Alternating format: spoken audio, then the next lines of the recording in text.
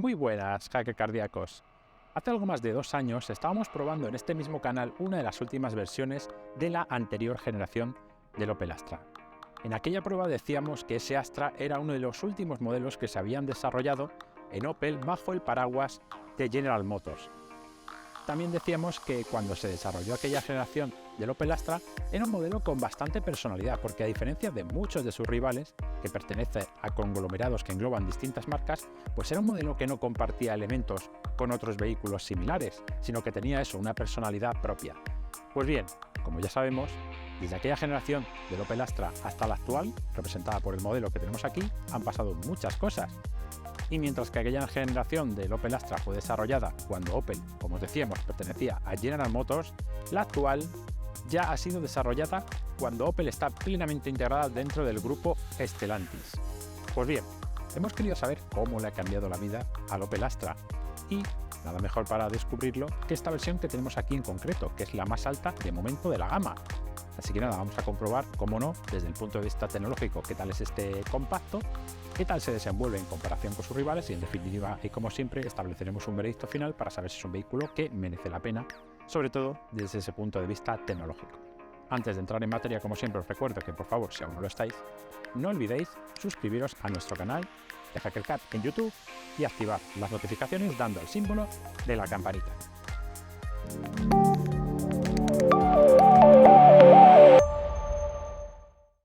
Vamos a analizar el exterior del Opel Astra y vamos a centrarnos, como siempre, en su tecnología. Bueno, alguna información de este vehículo.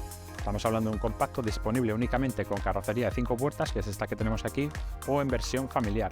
Es un modelo que mide algo más de 4,3 metros y, si lo analizas en cuanto a lo que es la estética simple y pura, yo diría que en ciertos aspectos me recuerda un poquito al Golf, que es un poco el espejo en el que todo el mundo se mira.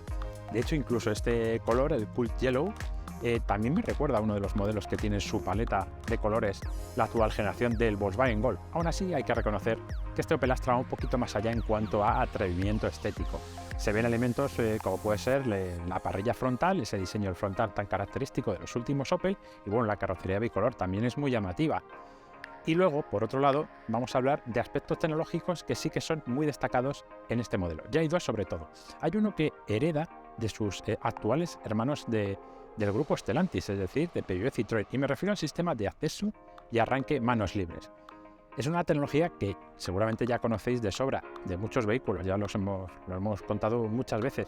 Con esa tecnología basta con que lleves encima el mando a distancia del vehículo, te acercas al coche, este te reconoce y desbloquea los seguros de las puertas. Ahora bien, esa tecnología, según qué modelos de qué marcas, funciona de una manera distinta. Hay algunos coches que te tienes que aproximar, tocar un botón en la puerta, y hay otros que, como en el caso del Opel Astra, o esos hermanos suyos de Peugeot o Citroën, la verdad es que basta con acercarse al vehículo, no hacer nada para que ya el propio coche, cuando estés a menos de 1 metro, desbloquee los seguros del cierre centralizado. Y además, en este caso, en el caso del Opel, también verás que los faros delanteros te hacen una especie como de guiño como para advertirte: oye, estoy notando que estás aquí cerca y voy a abrir las puertas. Eso por un lado, el sistema de acceso y arranque manos libres. Y luego, acabo de mencionar muy de pasada, está el tema de los faros. Sin lugar a dudas, uno de los puntos fuertes de este Opel y de cualquier Opel de los últimos prácticamente 20 años. El sistema de iluminación IntelliLux es uno de los aspectos por los que, solo por ese aspecto, merece la pena comprar un Opel, porque tiene uno de los mejores sistemas de iluminación del mercado dentro de los coches de precio razonable. En este caso, el Opel Astra, cualquier Opel Astra, viene de serie con unos faros, un sistema que equipa luces de LED, que es una versión de esas luces de LED sencilla con no muchas funciones. Pero lo suyo es optar por los faros IntelliLux 2.0, por decirlo así. Lo malo que tienen esos faros, quizá el único punto criticable, es que Opel los ofrece como opción dentro de unos packs y por eso al final su precio se encarece. Para que os hagáis una idea, esos faros están incluidos dentro del pack Ultimate que lleva esta unidad de pruebas, y ese pack Ultimate cuesta casi 4.000 euros. Pero aún así, centrándonos en los faros, lo que tiene cada faro delantero es un conjunto de 84 LEDs. ¿Y por qué tiene tantos LEDs? Pues básicamente porque así el Opel puede gobernarlos y decidir cuáles se tienen que encender o apagar de forma selectiva, con la función de no deslumbrar otros coches cuando circulas por la noche y cuando circulas con la luz larga. Y lo cierto es que su funcionamiento resulta un poquito hipnótico, en el sentido de que cumplen su misión a la perfección. Puedes ir circulando de noche, detrás de otro vehículo, y podrás ver perfectamente cómo el haz de luz se recorta alrededor de ese coche para no deslumbrarle y seguir alumbrando perfectamente lo que hay alrededor de él. Y además, eso que hablo de la palabra recortar es que es otra de las características que me ha llamado la atención de las luces del Opel Astra, que su forma, donde acaba la luz, acaba de una forma perfectamente como recortada y la luz alumbra lo que tiene que alumbrar. Por supuesto, luego tiene funciones adicionales, como que alumbra mejor cuando estás tomando una curva, etc. Así que, en definitiva, esos faros, aparte de que yo creo le quedan muy bien, es uno de los aspectos tecnológicos más destacados de este modelo. Por concluir lo que es el apartado tecnológico del exterior, hemos de decir que este modelo lleva de serie un sistema de cámaras 360, ya sabéis, es el sistema que cuenta con un total de 4 cámaras situadas, una en el frontal, otra en la trasera y otra debajo de cada espejo retrovisor, que generan una imagen y que el coche de forma conjunta las combina y te las puede mostrar en la pantalla del sistema multifunción para que tengas una perspectiva del coche como visto desde arriba y veas lo que hay en el perímetro del coche y te puede ayudar pues, en maniobras de aparcamiento o en maniobras a baja velocidad. ¿Qué no vas a encontrar en este Opel Astra? Pues quizá no sea una cosa que le haga mucha falta, porque tampoco es de un tamaño o un peso exagerado, me refiero al portón trasero. No tiene un dispositivo de apertura eléctrica y, por supuesto, no tiene tampoco la función manos libres, ya sabéis, esos portones que te permite abrirlos con pasar el pie por debajo del paragolpes trasero. Se nota que la evolución respecto a la anterior generación del Opel Astra ha sido enorme, no solo en el exterior, no solo en la parte mecánica de la que luego hablaremos, sino también lo que es el interior. Aquella anterior generación del Opel Astra que probábamos destacaba por incluir multitud de botones, era uno de los aspectos quizá más significativos. Pues bien, desde hace unos años Opel está apostando por el Pure Panel, que significa que el interior ahora está mucho más simplificado porque, entre otras cosas, es mucho más digital. Y eso significa que muchos botones ahora pues, han sido reemplazados por pantallas. Pero bueno, antes de entrar en detalles, algunas consideraciones de este interior es que hay ciertos elementos que denotan que ahora Opel es una marca perteneciente al grupo Stellantis.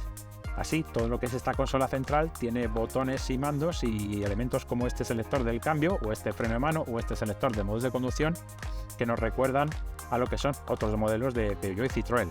Lo mismo ocurre con las palancas del volante.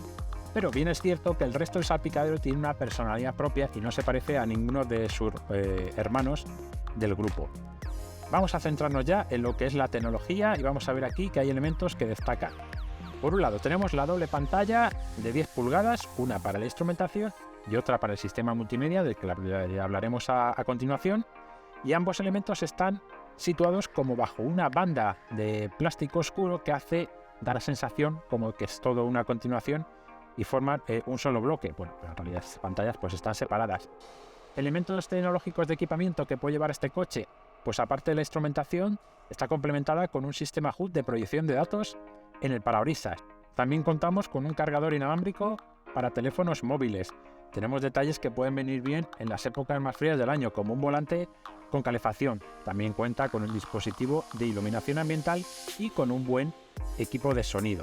Por supuesto, tenemos el sistema de llamada de emergencia, tenemos el arranque, cómodo arranque por botón y además tenemos unos asientos muy buenos. Antes en el exterior hablábamos de que una de las especialidades de Opel está centrado en el tema de la iluminación y de los faros, pero es que otro de los aspectos en los que se está especializando mucho es en el de hacer asientos muy buenos. Estos en concreto, si os fijáis, llevan una pegatina, una etiqueta que pone AGR. Eso quiere decir que hay un organismo alemán independiente que está diciendo que estos asientos velan por cuidar la espalda de los pasajeros que viajan a bordo. Lo cierto es que para hablaros de lo que es la parte del sistema multimedia y de infoentretenimiento de este Opel Astra, pues la verdad es que podría hacer un copia y pega de lo que han sido otros vehículos recientemente que he probado de Peugeot y Citroën, porque básicamente el sistema es prácticamente el mismo. Es cierto que la parte gráfica, las tonalidades, quizá las tipografías varían un poco, pero lo que son la estructura de menús, cómo funciona, las funciones que engloba son prácticamente las mismas. Tenemos para empezar que esta pantalla, bueno, pues está muy bien situada, no es una de las clásicas del todo, por lo menos pantalla flotante, sino que, como decía antes, está integrada en este bloque de instrumentación y sistema de infoentretenimiento y tiene pues varias características. La primera es que es muy configurable, pero en el sentido de que además es un poco el do it yourself. Tú tienes que decidir qué quieres ver en cada uno de los menús. Es una de las cosas curiosas. No hay una serie de menús de apariencia predefinida que puedas elegir entre varios, sino que tú te lo tienes que currar en ese sentido, acceder dentro de los menús de ajuste a lo que es el menú de personalización, y aquí encontrarás personalizar pantalla. Y ahí, una vez dentro, podrás elegir pues qué funciones quieres encontrar dentro de cada pantalla. Hay pantallas deslizantes para que tengas varias, y ahí puedes ir jugando con una serie de widgets pues para decir, mira, de esta pantalla quiero controlar la fuente de sonido, la telefonía, la navegación, cómo está funcionando el sistema híbrido, etc. Exige un pequeño trabajito, pero al final es cierto que vas a tener el coche tal cual como tú lo quieras. Y además, también desde este sistema se puede hacer lo mismo con la instrumentación. En la instrumentación sucede exactamente igual. Desde este menú que estábamos viendo, tú puedes seleccionar qué es lo que quieres ver en el cuadro de instrumentos y luego pues irás colocando distintos elementos para dejarlo a tu gusto. Hay una cosa que sin embargo no me ha convencido comparado con otros modelos de Peugeot y Citroën. Hemos visto que el coche, afortunadamente, mantiene una serie de controles y mandos físicos. Sin embargo, casi todos ellos, por no decir el 90%, están centrados en funciones de la climatización. Y sin embargo, apenas quedan un par de botones para acceder a elementos del sistema multimedia. Tenemos el botón para lo que es llegar al menú principal, y luego también tenemos un botón con la silueta de un coche que nos permite realizar ajustes en todo relacionado con pues funciones del vehículo y algunos elementos concretos como desactivar el sistema de mantenimiento dentro del carril.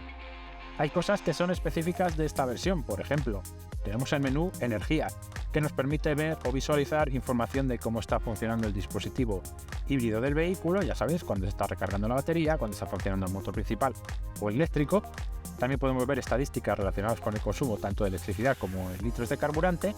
Y luego desde aquí también se puede programar lo que es la carga de la batería o acceder a la función eSave, que lo que nos permite es guardar un nivel de carga dentro de la batería para poder usarlo más adelante, yo que sé, pues cuando accedemos a un entorno más urbano y queremos que el coche no contamine nada, pues bueno, todo eso se puede hacer desde aquí.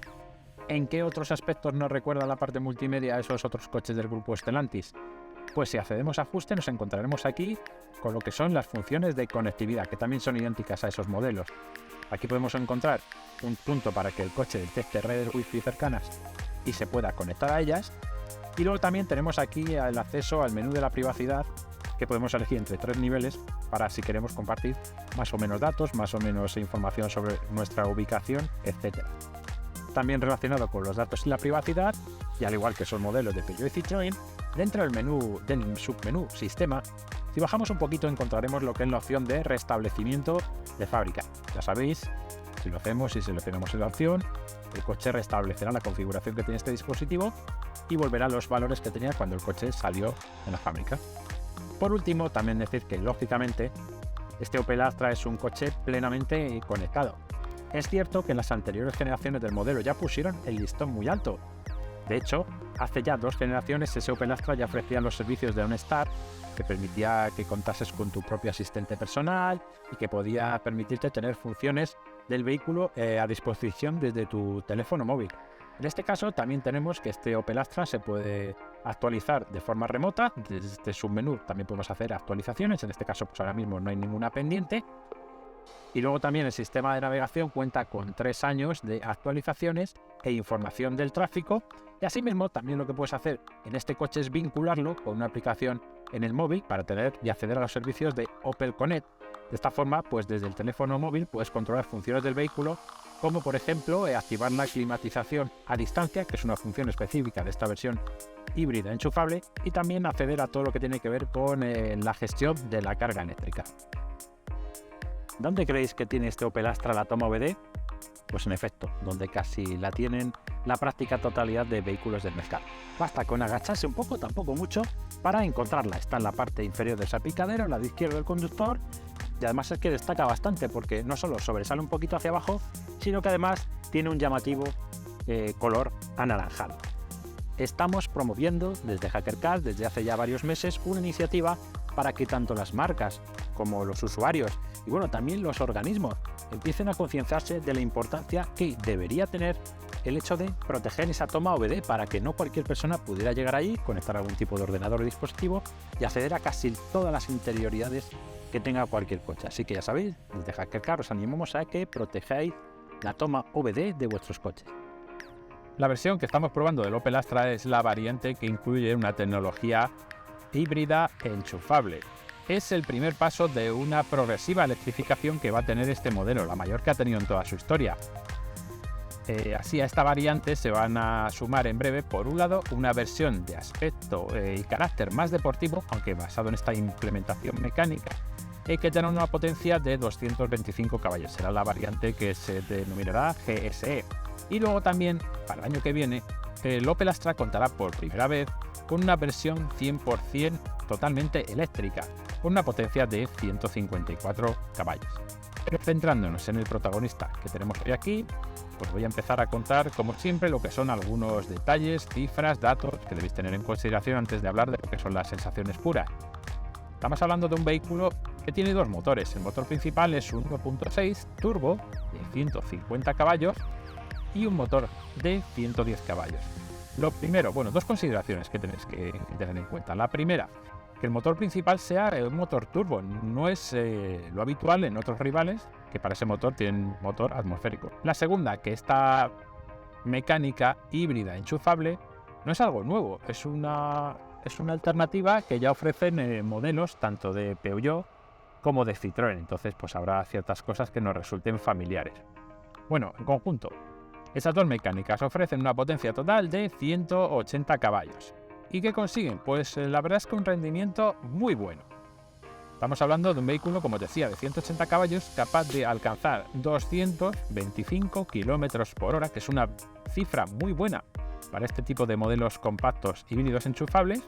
Aquí sospecho que también tiene buena parte de culpa de que el motor principal sea ese 1.6 turbo ya bastante potente.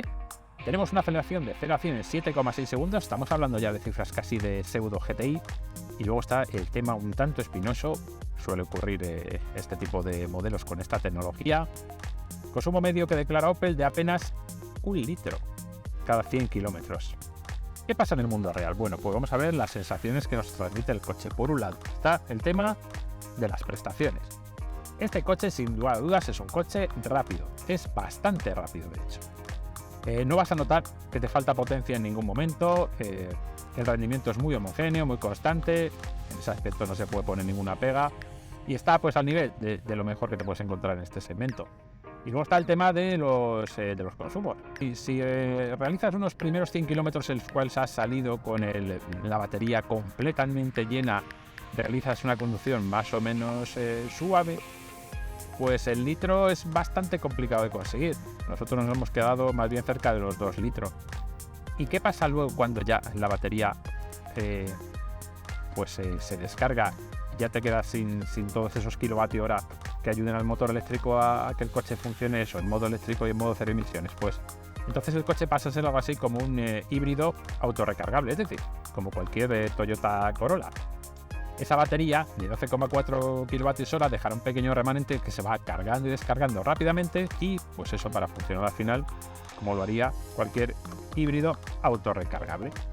En este caso, los siguientes kilómetros que recorras, el consumo pues lógicamente ya va a ser más alto. Pues para que os hagáis un ejemplo, en nuestro caso el coche viene marcando desde entonces entre 5,5 y 6 litros, que eso quizás que no está nada mal para un coche de esta potencia. Aún así, de nuevo por alusiones, comparado con el Toyota Corolla que os comentaba, pues como puede ser con la variante 200H de la gama recién presentada, es un coche de casi 200 caballos, pues ese anuncia un consumo que es en torno a 1 litro y pico inferior al de este modelo. ¿Qué es lo que pasa? Claro, lo que en principio ha beneficiado al Opel Astra para esos primeros kilómetros hacerlos en modo eléctrico, la gran batería, pues luego se convierte quizá en un pequeño lastre, un pequeño gran lastre, porque esa batería tiene un peso considerable. Para que os hagáis una idea, este Opel Astra pesa casi 1.700 kilos. Estamos hablando de unos 360 kilos más que el mencionado Toyota Corolla. Y claro, eso se nota, es lo que afecta en buena parte a que el consumo no sea tan bueno. Luego, por otro lado, este coche dispone de un depósito de combustible de solo 40 litros. Que eso hace que la autonomía no es que sea muy pequeña, pero sí que es un poquito ajustada. Lo normal es que al final tengas que estar repostando más o menos pues cada 500 y poco kilómetros. Pero también todo esto hay que mirarlo por el lado bueno. Hablamos de un coche que cuenta con la etiqueta 0 de la DGT y todas las ventajas que eso conlleva pues en cuanto a poder circular en determinados escenarios de restricciones al tráfico y en zonas de cero emisiones. Luego tenemos que este Opel Astra, como casi todos los modelos con tecnología híbrida autorrecargable, dispone de un selector de modos de conducción. En este caso, el selector se ubica aquí, cerca de esta zona de la consola central y del selector de la palanca de cambios. Palanca, por decirlo así, porque tiene un mando un poquito extraño. Y tiene 3 posiciones. Tenemos la posición modo eléctrico, que funcionará pues cuando el vehículo tenga carga suficiente en la batería para poderse poner en marcha. Tenemos el modo híbrido, en el cual lo que tenemos es que el vehículo pues hace esa combinación entre motor eléctrico y motor térmico según las circunstancias. Y luego también pues tenemos un modo Sport, en el cual el coche pues ofrecerá el mejor rendimiento y tendrá pues una respuesta más instantánea. Entonces puedes seleccionarlos de aquí de una manera sencilla y así dispones de un coche pues con distintas personalidades. Es una tecnología que lo cierto es que suele ser también bastante habitual en los modelos híbridos. Es curioso también que sigan manteniendo ese modo de conducción Sport cuando son modelos enfocados sobre todo a la eficiencia y al ahorro de combustible. ¿Cuál podríamos decir que es la principal pega de este Opel Astra con esa tecnología híbrida enchufable? Pues tiene que ver con lo que es el tamaño del maletero. El hecho de que se ponga esa tecnología y esa batería hace que el maletero sea un poquito más pequeño que las versiones convencionales. En concreto estaríamos hablando de una cifra de 346 litros, aunque en este caso hay una solución, por decirlo así, y es que te decantes si necesitas más espacio para los equipajes, pues por la versión familiar del Opel Astra, que en ese caso ya cuenta con un maletero más razonable de 516 litros. Y vamos ahora a hablar de lo que son los asistentes a la conducción. Otro aspecto en el que esta versión del Opel Astra pues está bien servida, porque prácticamente de serie lleva todo lo necesario. Tenemos elementos sofisticados como el control de velocidad adaptativo, que además tiene la función de Stop and Go. Ya sabéis lo que eso significa, que el vehículo, llegado el momento en el que se encuentra un atasco, una retención, es capaz de detener el coche por completo hasta pararse y luego también, según el resto del tráfico empieza a andar de nuevo, pues reanudar la marcha.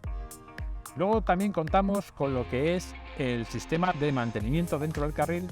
En este modelo además dice Opel que es un dispositivo que también es capaz de mantenerte centrado dentro del carril.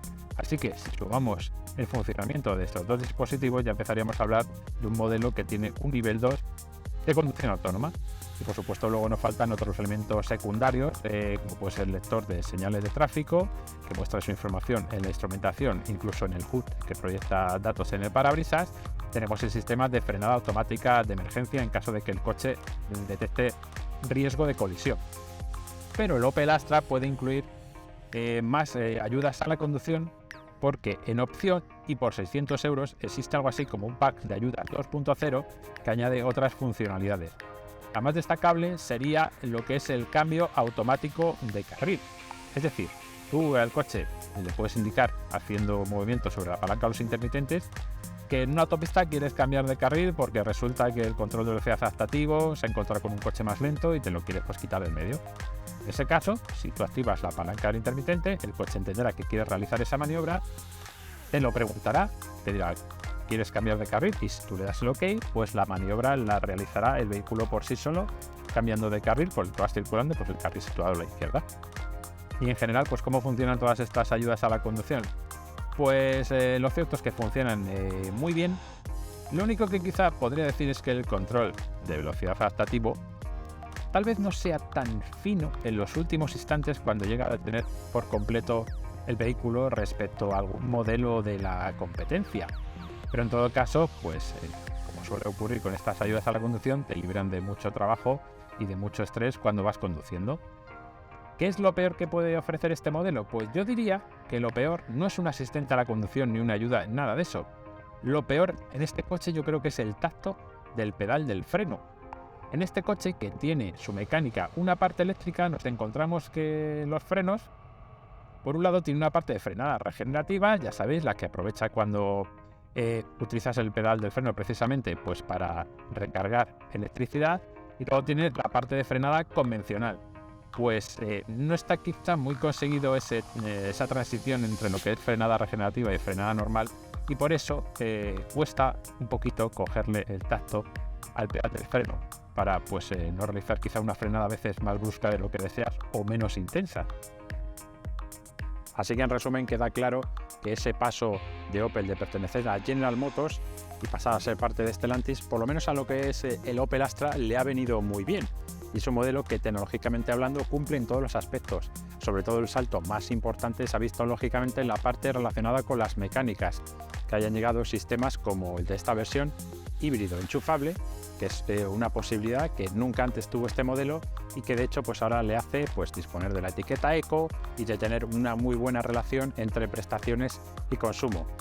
También cumple con una nota muy alta en todo lo que tiene que ver con tecnologías de asistentes a la conducción. Hemos visto que es especialmente brillante en lo que tiene que ver con el sistema de iluminación y toda la parte de infoentretenimiento, pues también se nota que es un coche de la nueva generación. Así que la nota global en tecnología tiene que ser de un notable muy alto. Pero como siempre, para saber realmente el posicionamiento del vehículo hay que hablar, como no, del tema del precio. Es cierto, tenemos un punto de partida que la versión que estamos probando es de las más completas o la más completa de la gama. Si te metes en el configurador de Opel España y configuras este modelo, verás que un Opel Astra con el acabado GS, con la motorización híbrida enchufable de 180 caballos, pues ahora mismo tiene un precio que ronda los 38.190 euros. Y si además esa versión incluye el completo pack Ultimate, que le dota de prácticamente todo el equipamiento, pues estaríamos hablando de un coche que se va a los 41.890 euros. Es una cantidad considerable por un modelo que no deja de pertenecer al segmento de los modelos compactos. Pero bueno, aquí hay que tener en cuenta un par de consideraciones. La primera, que ese es el precio de tarifa, el primer precio oficial, por decirlo así. Pero luego puedes ver en esa misma página web de Opel una versión muy parecida a esta que tenemos aquí, con un acabado un poquito inferior, es decir, híbrida enchufable, pero grado de terminación un nivel por debajo, tiene una promoción que puede rondar los 6.000 euros más o menos. Así que al final, si se aplica a esta versión, de esta forma estamos hablando de un coche que en lugar de costar casi 42.000 euros, pues con esa promoción se colocaría alrededor de los 36.000 euros, que es una cantidad más competitiva. ¿Por qué digo competitiva? Porque aquí entra en juego la segunda variable, que es comparar el precio de este coche con sus competidores. Y lo cierto es que el segmento de los compactos híbridos enchufables se ha puesto muy interesante en los últimos tiempos y hay bastantes alternativas. Por poner un ejemplo, tenemos los representantes del grupo alemán Volkswagen, que están representados tanto por el Volkswagen Golf como por el Seat León. Bueno, pues de esos dos modelos, el Golf siempre va a ser el referente a seguir y nada menos que la versión GTE, que es un ejemplo de cómo debe ser un compacto híbrido enchufable. Pero claro, estamos hablando de un modelo que además se va de precio porque está más cerca de los 44.000 euros con las promociones incluidas. El rival directo más fuerte sin duda es el modelo español, el Seat León, que además de ser un poquito más potente, tiene 204 caballos, su precio con las promociones se queda alrededor de los 35.000 euros, también con un acabado bastante completo, el acabado FR. Y luego, por otro lado, también habría rivales dentro de su propio grupo Stellantis, los duelos ahí fratricidas, que serían los que mantiene con el Peugeot 308, que dispone de una versión prácticamente igual, mecánicamente hablando, que este Opel Astra, y el DS4 y Tense. Bueno, pues esos modelos, su precio es más alto en el caso del Peugeot, porque está en algo más de 40.000 euros, y el DS4 sí que es el más exclusivo, porque ya se va cerca de los 43.000 euros aproximadamente. Así que lo cierto, metiendo todas estas cifras en la costelera, pues está claro que no está tan mal situado el Opel Astra en cuanto a relación precio-producto, sino que de hecho se queda cerca de los más interesantes. Así que ahora que ya sabemos el precio, cuáles son sus rivales y cuál es su posición frente a ellos, pues ya sí que podemos establecer el veredicto global. Y ese no puede ser otro que Opel ha conseguido hacer de este Opel Astra un modelo muy interesante dentro del creciente y floreciente segmento de los compactos híbridos enchufables. Habiendo lanzado un modelo que lógicamente es muy moderno, es casi de los últimos que ha llegado a esa categoría, que cumple más que sobradamente en el aspecto tecnológico, que ofrece un rendimiento brillante desde el punto de vista mecánico y que por precio se sitúa entre los más competitivos de la categoría. Y ahora sí, hasta aquí lo que ha sido nuestra prueba de hoy.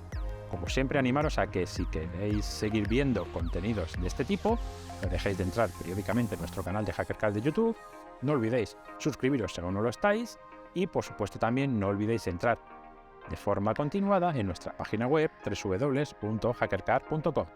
Muchas gracias y hasta la próxima.